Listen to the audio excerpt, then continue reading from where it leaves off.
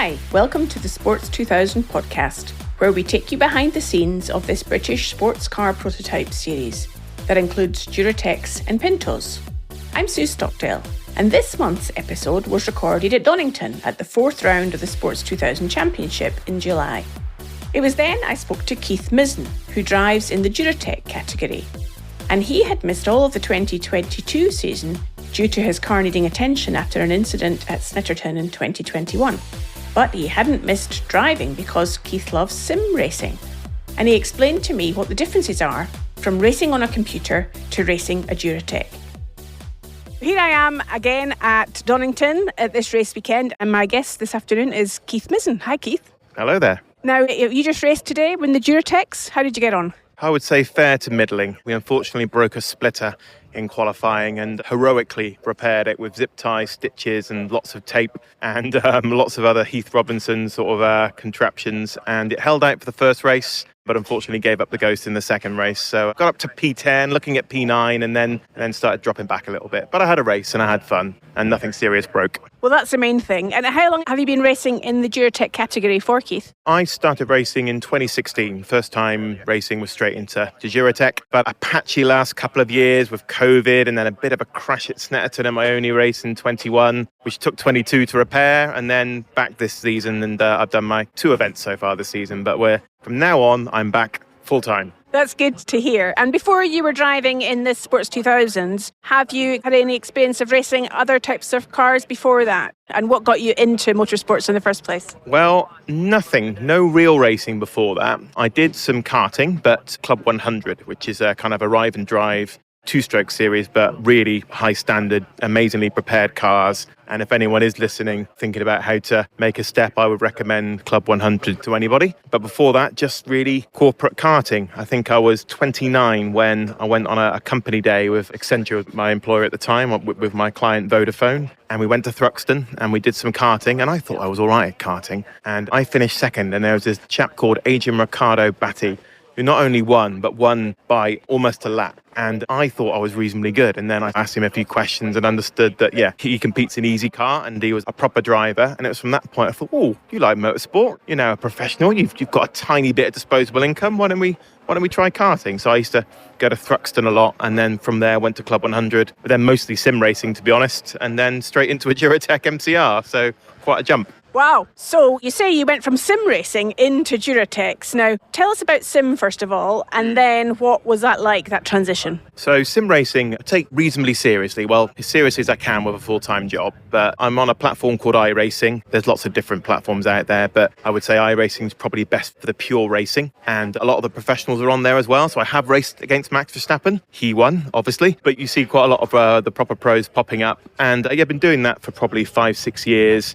before I started racing in Duratec, and it teaches you a lot. It can teach you some elements of racecraft. It can teach you how to drive a lap quickly because you understand racing lines and such. But as I discovered, there's some things it cannot teach you, right? How to sense a car through your whole body, what downforce feels like, and no sim has been able to replicate what we saw today in the second race, where we're all out on slicks and it was dry until it wasn't. And then you think, oh, is that just confidence rain? Is that just rain on my visor? And then you start to feel the car moving, and then corner by corner, things are getting different. No simulator can prepare you for that. So I kind of feel like one lap pace. I've always felt pretty strong in a Duratec and always been reasonably good. And racecraft and handling situations like that, that's what you just need more time in real life to handle. But I'd say sim racing, more and more people are using it as a springboard into the sport, and it teaches you a lot, and it's good fun. And the modern sim setups are pretty advanced in terms of the experience that you get, from what I understand. Is that right? They are. You can spend as little as, I'd say, to get into proper PC sim racing, you're looking at £1,000 for your basic setup. And that's perfectly acceptable. But I know people that have spent 20, 30, 40,000 pounds, and then you very much get to the diminishing returns. If you've got a good set of pedals and you've got good, what's called field of view, so you can see as the human eye sees, those two things, you're fine. And the wheel doesn't really matter. I do have a wheel that I lucked out on. I spotted on Race Car Direct, something called a Leo Bodnar wheel was for sale at a cut down price.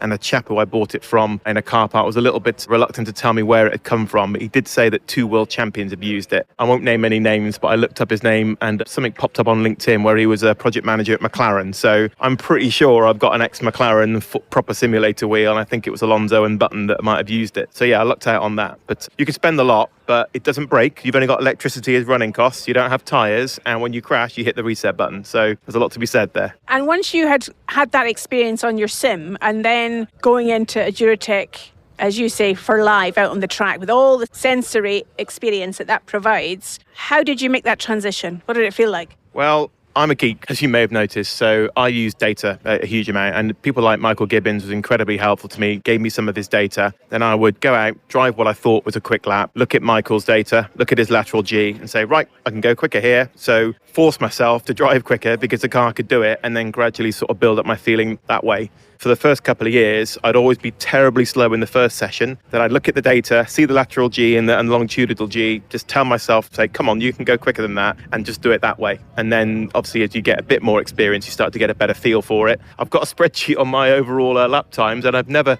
set quicker lap times, but in 2018 I was 101.5% off the front runners. Now I'm 103%. So unfortunately, everyone else has got quicker. So if everyone could stop doing that and please give me a chance, that would be appreciated. So. Well, it does seem like data is the motivator for you. Having said that, I'm just wondering how that logic in your mind translates to pressure on the pedal when you really have to go flat out into a corner. Somebody once told me that, and I really relate to it, there is fear out there, and there's definitely a fear that you don't experience in sim racing, and that takes a bit of time to get your head around. But it's now not fear of being hurt, it's fear of the money. So it's always expensive. So when I do find myself evaluating, should I go for something, should I not? I probably am a little on the nice side, but it is fear of just the cost. And to be honest, it doesn't cost any extra money because I'll just take it out my race budget and not race. So that's the way I looked at my crash off the start line at Snetterton in 21. It's not cost me any money, it's just cost me time. So I missed out 2022, and the money that I would have been racing with went towards repairing the car. So sim racing definitely doesn't give you quite the preparation for real life and the real adrenaline, but it's a good crowd of guys here. Everyone knows each other. The driving standards are really, really good. And generally, where I'm racing at the moment, I know what people are going to do, what they're not going to do, and I managed to have a good time regardless, and nobody is damaged. So, well, I'm pleased to hear that. And when you're not racing in Sports 2000 or doing your sim racing, what's your day job? Day job is I'm a CIO, so a Chief Information Officer. So I lead IT teams. I've moved from a couple of companies doing that, and I was a management consultant before that. So my current employer is a large fire and security provider, covering about 20 different countries, and it keeps me busy. Yeah, running computer. There we go. Okay, now we've got even more atmosphere, listener, here, because it started to rain. I also understand that you are a big fan of Le Mans. Oh, I am, yeah. So I started relatively late getting obsessed by Le Mans, maybe 2011, 2010. But I've been to, I'd say, 60, 70% of the races in the last 10 years or so. And I'm a big student of history of Le Mans. And it's a pretty geeky boast, but I'm going to do it anyway. I have the world's largest collection of 1/18 scale Le Mans winning models. And I know that because one bloke in Canada's one behind me. It's hard to do because, yeah, everyone could do it in 1/43. But in 1/18, it takes a lot of finding and takes a lot of searching forums and eBays and, in one case, a Norwegian auction house to find a particular model. So I've got them all downstairs. God knows how the wife allowed me to do that, but I got them in a custom-built cabinet, and I can sit there having my tea, looking at the history of Le Mans and looking at the cars evolve. That is quite geeky to admit in public, but there you go. Well, I think that sounds very impressive. And although you can see your collection while you're having your tea, yep. What's the experience like going to watch it in real life? Oh, it's just like Glastonbury for middle-aged men, isn't it? It is fantastic. I didn't get a ticket this year because new job and a bit too busy, but last year was there. I mean, the atmosphere is like nothing else. 5 to 6 a.m, just watching the sun come up around by the Dunlop Bridge. There's nothing like it. And there's always a race. There's always a couple of cars to follow. But I was lucky enough the year before to spend a bit of time at United Autosport. Had a bit of an invite via a friend there. And Oliver Jarvis was an absolute gent. Showed us around the garage. But then he noticed me with one of my little geeky 1/18 models. And I got into explaining my collection. And he called up Mike Conway and got the car signed by all of the drivers from the previous year's winning car. So for a geek like myself, that was pretty much peak geekness right there. I was in my happy place. So. That sounds amazing. And what a special experience to go and watch Le Mans in person. And I know on the podcast we have interviewed Ross Hyatt, who's previously driven at Le Mans. A number of the other people in Sports 2000 are doing endurance type racing, obviously not at Le Mans, but they're doing in other places. Yeah, I think, well, endurance racing's probably my favourite to compete in if I take my experiences on the simulator to go by. So every year a group of friends, we all do the Daytona 24 on iRacing, take it far too seriously. Hours and hours of lapping, collecting tyre data, fiendishly complicated spreadsheets. I have to admit, I might be a protagonist in a lot of this geekiness. And then we end up doing the race and then somebody will bin it within the first few laps. And I think the 49 hours of practice I logged for this year's race is all ruined, but we still do it anyway. We do it every year. So yeah, endurance racing is something I'd love to do more of. In fact, those little cars going out, little Ford KAs going out, I've been trying to garner some interest amongst my friends today, but consensus is maybe a little slow. But racing at Le Mans one day will be fantastic. I've worked out all I need is about £2 million. So if anyone listening wants to give me £2 million to watch a deeply average club racing driver compete in GT3 as it'll be now at Le Mans, then please do get in touch. So I'll guarantee you'll get your money's worth. We'll do a trestle table, sausage rolls, the lot.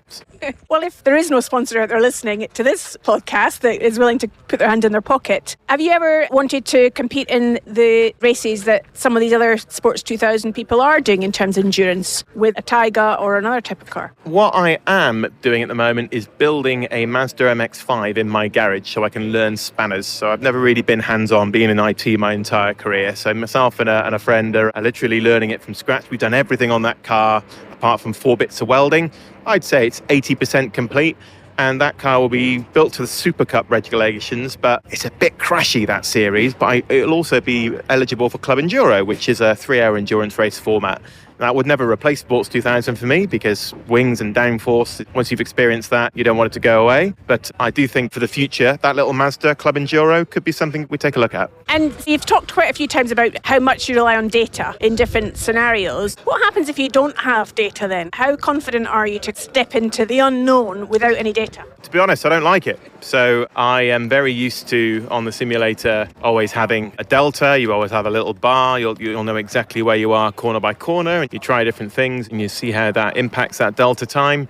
And it's one respect where the simulator world and the esports world is a lot more reliable than real life, because you don't have GPS issues, you don't have the weird things that race car electronics do when they're being jiggled about at 2G. And I've got all that set up on my dash, and I've got the right-hand bank of lights as my delta versus my last sector. And if it's green, I'm doing something right. And if it's red, I'm doing something wrong. And I rely on that an awful lot. So when I'm blind to that, when I haven't got my track markers working, or for whatever reason I lose GPS, and then I do tend to be affected by it, which is probably not in the spirit of things, and probably a lot of drivers listening to this will be saying, well, what on earth are you talking about? You just do it by the seat of your pants. But it's one of the things I think you have to lean on if you haven't got the experience base of so many of the drivers here. I mean, Sports 2000 has got an amazing collection of talent, and there's an awful lot of experience. And you wander around the paddock and you ask about, and there's not many people that have only been racing for a few years. A lot of people have got, in some cases, decades of experience, and you've got to compete on that somehow. So I do it with my data. So it seems like it plays an important role for you in terms of giving you the confidence to keep improving and to know what to improve and what to look for. Yeah, exactly that. And as long as I can see that I'm getting faster, then I'm happy. As I mentioned earlier, part of the challenge is that the cars don't stay the same. And I think the fantastic looking new MCR with its very aero looking bodywork, I think that's given a little bit of a step to those cars. And certainly when I'm following in a couple of situations, I think, oh, my car won't do that. But I think it's fantastic. I think it's fantastic. We're not just staying where we are. We're always moving forward. And like I mentioned, I'm setting my quickest lap times this season, but my percentage versus the front runners has dropped back. So that tells me that I'm moving forward with what I have. But unfortunately, everyone else has got that bit quicker. It's good for them. Now, you've talked about data. The car is giving you information. One of the things I've asked quite a few other guests on the podcast is what they do themselves to prepare. So whether that's physically or mentally prior to racing. I'm wondering if you give those things any attention as well. Not as much as I should, because life's always very hectic, and my wife's also a CIO, so we're both CIOs in busy jobs, similar scaled sort of global companies, and it's hard work. And we've got an amazing daughter, Scarlett. Hello, Scarlett. You won't be listening, but hello anyway. Who's massively into a Formula One. And so, yeah, we're very, very busy, and I'd love to get more time to prepare on things like the simulator. The MCR is available in a simulator. It's in Automobilista, R-Factor 2 and Automobilista 2. Myself and Tim Tudor helped make that happen, and Clive was very kind to waive any license fee, just gets the MCR out there and gets Sports 2000 out there in the esports world. So if you do some Googling on MCR Sports 2000, you're as likely to see an esports race as you are a real race, which is great. That means more people are out there seeing the car. So yeah, it is possible to practice on, for example, Donington, where we are at the moment. It's possible to practice for weeks in advance. I'd like to try and do that, but sometimes real life gets in the way. So I think one of my resolutions following this weekend, which hasn't been the greatest, is to take that preparation just a little bit more seriously. And talking about circuits, because we are here at Donington this weekend, what is your favourite circuit you've raced at so far? I am absolutely on my own here by saying Snetterton, without doubt, without hesitation. I love Snetterton 300. I am much better on big, fast, downforcey corners than I am in the slower stuff. I don't know whether it's data, whether it's just a feel. I don't know. It was always the case in karting as well. The faster and the bigger the corners, the better I go. When it gets to be a bit more technical, more chicanes, then I always seem to lose a little bit. So I love Snetterton. I love the first corner. I love Quorum. I love the bomb hole.